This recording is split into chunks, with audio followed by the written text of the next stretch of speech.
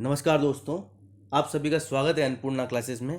काफ़ी दिन हो गए वीडियो बनाए हुए, तो मुझे लगा कि एक बार आना चाहिए।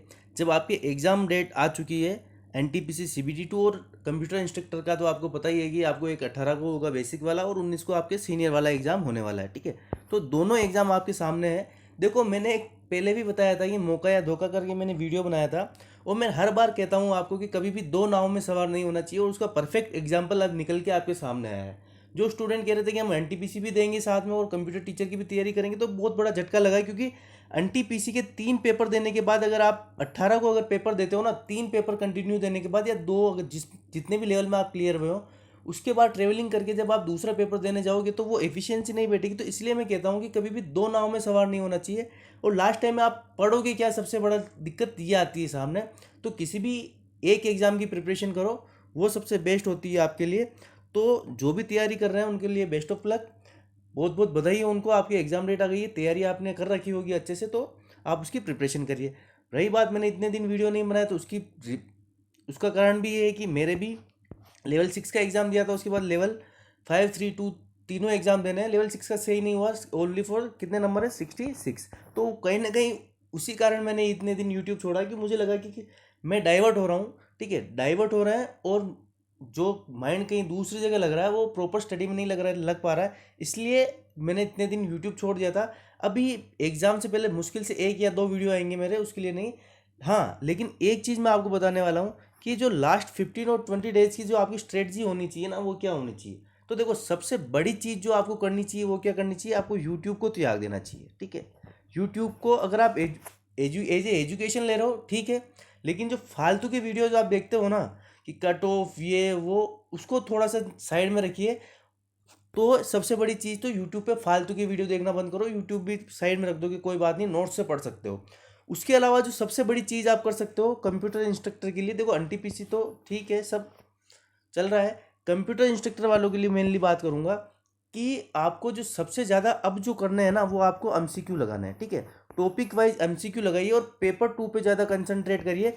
और जहाँ तक बात आती है कट ऑफ की, मुझे पता है कि सब दौड़ते कहाँ हैं कि कट ऑफ। तो कट ऑफ की मैं यही कहूँगा आपको, आप पेपर देने जाओ, पेपर के मेरिट पे करके आना।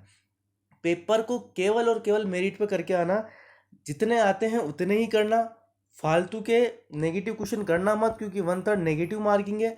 और 0.33 भी आपको एग्जाम की दौड़ से बाहर कर सकता है, और खास करके इस कंप्यूटर इंस्ट्रक्टर के एग्जाम में जो फर्स्ट टाइम हो रहा है। तो पेपर पूरा मेरिट पे दे के आना है। ऐसा नहीं करना है कि आपके 90 क्वेश्चन ही एक्यूरेट बैठ रहे हैं, मतलब 200 की बात करूँ, फर्स्ट पेपर में मान लीजिए 45 और सेकंड पेपर में 45 एक्यूरेट हो रहे हैं, आपको पता ही 45 आ रहे हैं। तो इतना ही करके आओ, क्योंकि अगर आप 4, 5, 6 महीने प्रिपरेशन करके अगर आप इतना नंबर ला रहे हो, तो दूसरे भी कोई आपसे ऊपर नहीं निकले होंगे। खुद पे कोई कॉन्फिडेंस रखिएगा, और जितना आता है उतना ही करके आना। कुछ ज़्यादा ऐसा मत कर देना कि एकदम पता चला कि आपको 60 आ रहे थे और आप 20 नेगेटिव करके आ गए, तो ये सीधे से आप कितने पे आ गए, 53 नंबर पे आ गए। तो ये चीज़ आप मत करना, नेगेटिव अटेम्प्ट मत करना, जितना आता है उतना करना। और पेपर को कट ऑफ अब भूल जाओ 15-20 दिन में। केवल और केवल कंसंट्रेट करो कि आपको जो पेपर देने जाओगे वो मेरिट पे देके आना है। पेपर जैसा हमारे सामने आएगा, इजी तो ज़्यादा क्वेश्चन, अगर हार्ड आया तो बिल्कुल कम क्वेश्चन। जितना आता है उतना करो, पेपर को मेरिट पे देखे हो।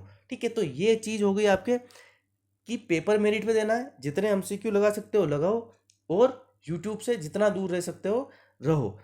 और रही बात एनटीपीसी वालों की, तो एनटीपीसी वाले भी देखो, लेवल 6 अगर ऑलरेडी आप दे चुके हो, अगर लेवल 6 में आपका नहीं हुआ था तो लेवल 5, 3, 2 पे आ रहे हो, तो वही मैं कहूँगा सबसे बड़ी चीज़ जो यहाँ आपको करेगी वो होगा टाइम मैनेजमेंट। ठीक है, टाइम मैनेजमेंट।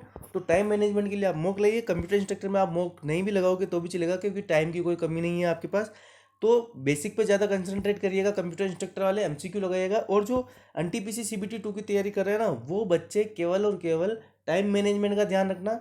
टाइम मैनेजमेंट आपको अच्छे से होना चाहिए, आपको ये पता होना चाहिए कि आपको छोड़ना क्या है और आपको करना क्या है।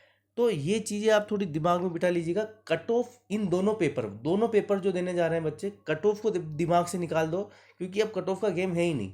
अब बात ये है कि आप एग्जाम में क्या करके आ रहे हो, पेपर बिल्कुल मेरिट पे देके आना है। हो सकता है कि एनटीपीसी की आपकी जो मेरिट है वो 120 में से 70 चले जाए, और हो सकता है कंप्यूटर इंस्ट्रक्टर आपके मिनिमम क्वालिफाइंग मार्क्स पे भी सिलेक्शन हो जाए। तो बस आपको वही चीज़ करना है कि जितना आ रहा है उतना करके आना। बस ये चीज़ ध्यान रखना कि जो मिनिमम क्वालिफाइंग मार्क्स है कंप्यूटर इंस्ट्रक्टर के एग्जाम में खासकर, तो उससे तो आप थोड़ा ऊपर निकल जाओ। बस इतना सा ध्यान रखना है और कुछ नहीं। बाकी सभी को best of luck, best of luck.